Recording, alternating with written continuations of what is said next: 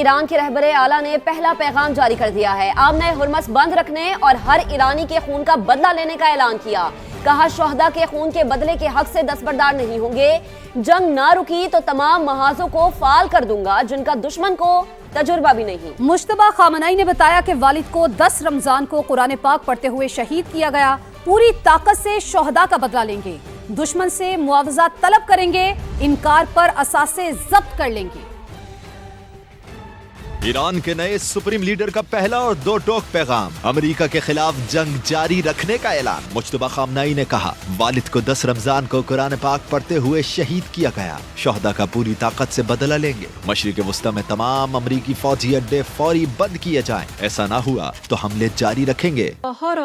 हम इन अड्डों पर हमले जारी रखेंगे। हम आपके शहीदों के खून, खास तौर पर बच्चों के खिलाफ जराइम और मीनाब स्कूल में किए गए जराइम का बदला लेंगे। ईरानी सुप्रीम लीडर ने कहा, दुश्मन से मुआवजा तलब करेंगे, इनकार पर असासे जब्त कर लेंगे। जंग जारी रही तो तमाम महाज फाल कर देंगे जिनका दुश्मन को तजर्बा ही नहीं। आबनाए हुर्मुस बंद रहेगी। आबनाए हुर्मुस बंद रहेगी। दुश्मन पर दबाव डालने के लिए इसे बंद रहना चाहिए और दुश्मन के दीगर कमजोर महाजों पर हमले की सूरत में इसका फायदा उठाकर जंग की सूरत-ए-हाल जारी रखी जानी चाहिए। सैयद मुश्तबा खामनई ने कहा, पड़ोसियों से दोस्ताना रवाबित पर यकीन रखते हैं। दुश्मन झूठ का सहारा ले रहा है। मेरा ओहदा मुझसे कुछ तकाजे कर रहा है। ईरानी अवाम को मुत्तहिद रहना होगा। अहम खबर जानिए, शहीद सुप्रीम लीडर आयतुल्लाह खामेनेई की अहलिया जिंदा हैं। ईरानी मीडिया के मुताबिक आयतुल्लाह खामेनेई की अहलिया की मौत की खबरें गलत हैं। चंद रोज पहले आयतुल्लाह खामेनेई की अहलिया की शहादत की खबर आई थी। शहीद सुप्रीम लीडर आयतुल्लाह खामेनेई की अहलिया जिंदा हैं। ईरानी मीडिया के मुताबिक आयतुल्लाह खामेनेई की अहलिया की मौत की खबरें गलत हैं। चंद रोज पहले आयतुल्लाह खामेनेई की अहलिया की शहादत की खबर आई थी, लेकिन ईरानी मीडिया के मुताबिक वो जिंदा हैं। मशरिकी वस्ता में कशीदगी कम कराने के लिए वजीर आजम मुतहरिक एक रोजा दौरे पर सऊदी अरब पहुंच गए हैं। वजीर आजम शहबाज शरीफ की वली अहद शहजादा मोहम्मद बिन सलमान से मुलाकात शेड्यूल। खत्ते की सलामती की सूरत हाल और दो तरफा ताल्लुकात पर तबादला ख्याल किया जाएगा। नायब वजीर आजम इसहाक डार भी वजीर आजम के हमरा हैं। वजीर आजम शहबाज शरीफ वली अहद मोहम्मद बिन सलमान की दावत पर सऊदी अरब का दौरा कर रहे हैं। दीगर खबरें शामिल करें। आपको बताएं कि सिंध की सियासत में नया तूफान। गवर्नर सिंध की छुट्टी। विफाक ने टेसोरी को सॉरी कह दिया। कामरान टेसोरी की जगह निहाल हाशमी को गवर्नर सिंध बनाने का फैसला। शहबाज शरीफ ने निहाल हाशमी से मुलाकात में नामजदगी पर मुबारकबाद दी। निहाल हाशमी कराची पहुंच गए। आइन के मुताबिक जिम्मेदारी निभाने का अज़्म जाहिर किया।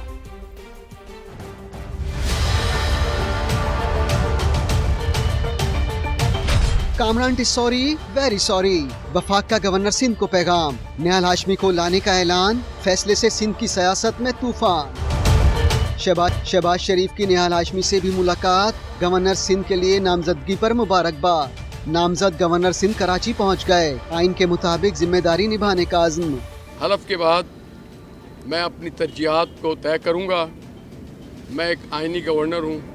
जो आइन के मुताबिक मेरे फ़राइज़ होंगे उसके मुताबिक मैं अपने जिम्मेदारियों को अदा करूंगा। हाशमी ने वज़ीर आज़म शहबाज शरीफ, सदर नून लीग मियां नवाज शरीफ और सदर आसिफ जरदारी का शुक्रिया भी अदा किया। सदर मुमलिकत ने निहाल हाशमी को गवर्नर से तैनात करने की मंजूरी दे दी है। सदर मुमलिकत ने वज़ीर आज़म की एडवाइस पर तकर्री की समरी मंजूर की है। आपको अपडेट करें कि सदर की निहाल हाशमी को गवर्नर से तैनात होने पर मुबारकबाद, नेक तमन्नाओं का इजहार किया गया। सदर मुमलिकत ने तकर्री के लिए कमीशन ऑफ अपॉइंटमेंट पर भी दस्तखत कर दिए हैं। निहाल हाशमी से गवर्नर सिंध का हल्फ chief justice Sindh high court लेंगे। कराची के मसाइल और सानेहा गुल प्लाजा पर आवाज उठाने की सजा दी गई। जब तक अवामी मसाइल हल नहीं होंगे खामोश नहीं रहूंगा। डरे वो लोग जिनके सारे राज जानता हूँ। गवर्नर सिंह कामरान टेसोरी का अलविदाई खिताब। कहा, सारी जिंदगी कोई किसी मनसब पर नहीं रहता।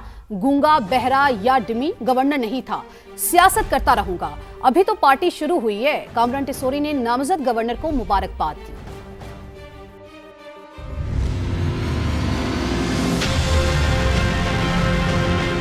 गुल प्लाजा की आवाज उठाने पर मुझे सजा दी जा रही है, या एक कॉन्फ्रेंस जिसमें कराची के मुस्तकबिल और सूबे के मुस्तकबिल के ऊपर मुशावरत हो रही है, उस पर सजा दी गई है, तो मैं ऐसे 10 गुल प्लाजा के लिए आवाज उठाऊंगा, ऐसी 10 कॉन्फ्रेंस करूंगा। ऐसे नहीं डरने वाला, डरे वो लोग जिनके सारे राज जानता हूं। कोई भी सारी जिंदगी किसी मनसब पर नहीं रहता। गूंगा, बहरा या डमी गवर्नर नहीं था और ना रहना चाहता हूं। मुबारकबाद देता हूं निहाल हाशमी भाई को कि वो आए और ये जो सारे काम इनिशिएटिव हमने पौने 4 सालों में गवर्नर हाउस में किए हैं, इसे जारी और सारी रखें। बाकी बात रह गई सियासत की, तो अभी तो पार्टी शुरू हुई है, अगर छेड़ोगे तो फिर छोड़ेंगे नहीं। नए गवर्नर की तैनाती, एमकेएम ने हुकूमत से अलहदगी का इंदिया दे दिया। फारूक सत्तार कहते हैं हमें इस फैसले पर एतमाद में नहीं लिया गया, अब एक लम्हे की भी ताखीर के बगैर हुकूमत को खैराबाद कह देना चाहिए। अब हुकूमत में रहने का कोई जवाब नहीं बनता। ये भी कहा कि विफाकी हुकूमत सिंध के जागीरदारों की ब्लैकमेलिंग में आ गई। उनकी ब्लैकमेलिंग में आकर ये फैसला किया गया है, लेकिन ये एक संगीन गलती की है, बालाई वाला फैसला किया। एमकेएम को ना इत्मीनान में लिया गया, ना मशवरा किया गया, ना पूछा गया, ना इतला दी गई, और अपनी तरफ से ये मैसेज दिया गया एमकेएम को कि हुकूमत ने कहा है कि हमारी तरफ से खैरबाद, हमें तुम्हारी ज़रूरत नहीं है। अब एमकेएम का कोई अखलाकी जवाज़ नहीं है इस हुकूमत में रहने का। फिलफौर हुकूमत को खैरबाद कह के हुकूमत से अलहदा हो जाना चाहिए, एक लम्हे की भी ताख़ीर नहीं करनी। यकीन है नए गवर्नर की तकर्री का फैसला मुत्तहदा कायदीन की मुशावरत के बगैर नहीं हुआ होगा। मामले पर अमीनुल हक बात करेंगे। मुत्तहदा रहनुमा ख्वाजा इजहार का रद्द-ए-अमल, सहाफ़ी ने कहा लेकिन अमीनुल हक तो खामोश हैं, जिस पर ख्वाजा इजहारुल हसन ने जवाब दिया खामोशी का मतलब रजामंदी समझे। गवर्नर साहब की नामजदगी पहले मैंने बहैसियत डिप्टी गवर्नर मैंने उनको गवर्नर से नामजद किया पार्टी की तरफ से, लेकिन उसके बाद फिर हमारा मर्जर हुआ और मर्जर के जो फैसले हैं वो अब खालिद मकबूल सिद्दीकी, नसीर जलील साहबा, मुस्तफ़ा कमाल साहब और फारूक सत्तार साहब, ये 4 के दरमियान हो रहे हैं और मुझे यकीन है कि इनकी मुशावरत के बगैर ये नहीं हुआ होगा।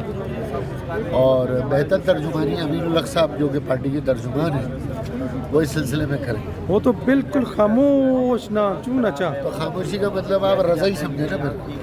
गवर्नर सिंध के खिताब के दौरान खवातीन आबदीदा हो गई, स्टेज पर पहुंच गई, कामरान टिसोरी को गले लगाकर दुआएं दी। आप करते हैं अम्मा जी, दुआ करें अल्लाह ताला।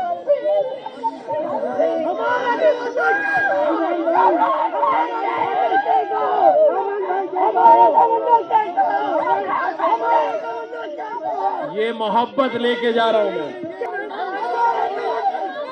अल्हम्दुलिल्लाह होगा सब होगा।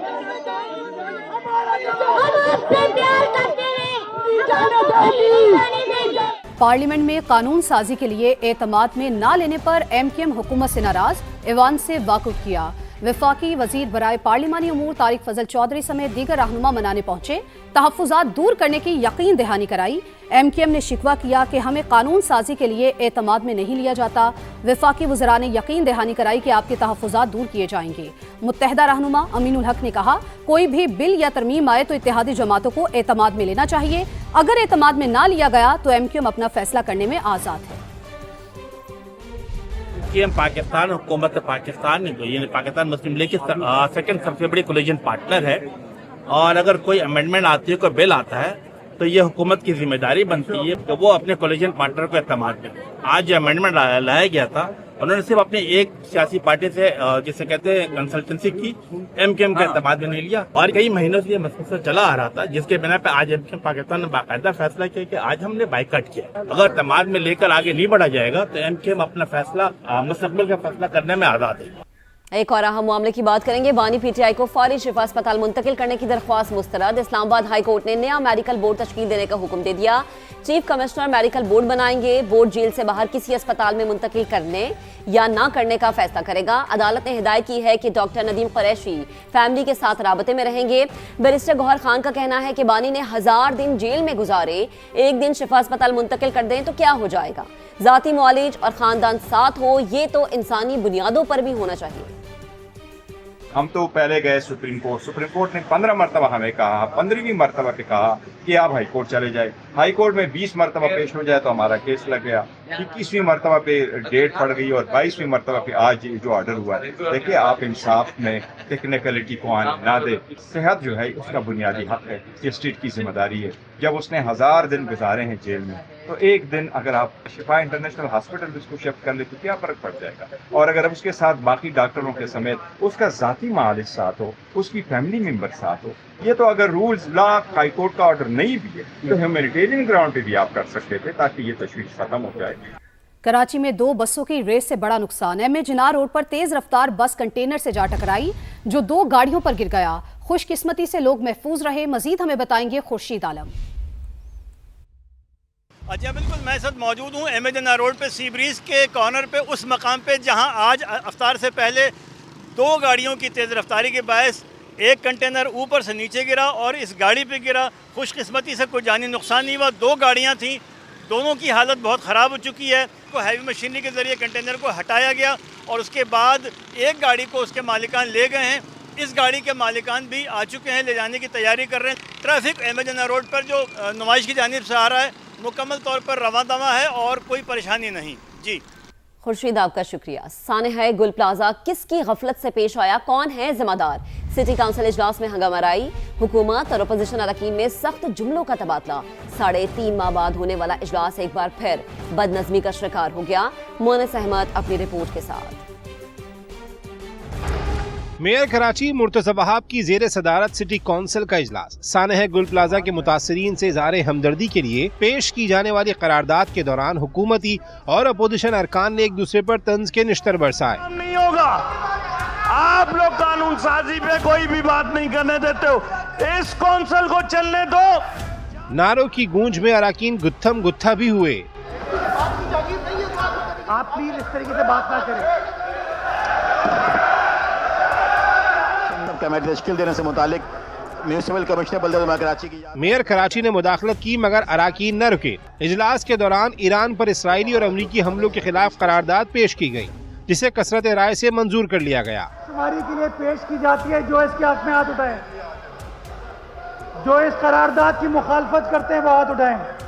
कैमरामैन मोहम्मद मोहसिन के साथ मोनिस अहमद, समा, कराची। आबनाए हुर्मस की बंदिश ने मईशत का धड़न तख्ता कर दिया। आलमी मंडी में खाम तेल की कीमतों में इजाफा। बरतानवी क्रूड 8.92% इजाफे के बाद $99.56 फी बैरल तक जा पहुंचा। अमरीकी क्रूड भी $95 फी बैरल में फरोख्त। एशियाई स्टॉक मार्केट्स में शदीद मंदी। जापान के निकाई इंडेक्स में 2% से जायद गिरावट। जनूबी कोरिया, शंघाई, हांगकांग और थाईलैंड की स्टॉक मार्केटों में भी मंदी का रुझान। पाकिस्तान स्टॉक मार्केट में 1437 पॉइंट्स कमी। 100 इंडेक्स 1,54,000 पर आ गया। अवाम होशियार हो जाए। हुकूमत कल फिर पेट्रोलियम मसनूआत की कीमतों का जायजा लेगी। आलमी मार्केट के उतार चढ़ाव के मुताबिक नई कीमत का ऐलान करेगी। सेनेट की कायमा कमेटी बराए खजाना के इजलास में गर्मा गर्मी। सलीम मांडवी वाला ने आने वाले दिनों में कीमतें 500 रुपए फी लीटर तक पहुंचने का खदशा जाहिर कर दिया। वजीर पेट्रोलियम अली परवेज मलिक तसल्लियां देते रहे, कहा कोशिश होगी लोगों पर मजीद बोझ ना पड़े। वजीर आजम ने हर मुमकिन रिलीफ देने की हिदायत की है। पीपी अरकान की शदीद तनकीद, कहा अवाम से पैसे बटोर कर तेल कंपनीज की जेबों में जा रहे हैं।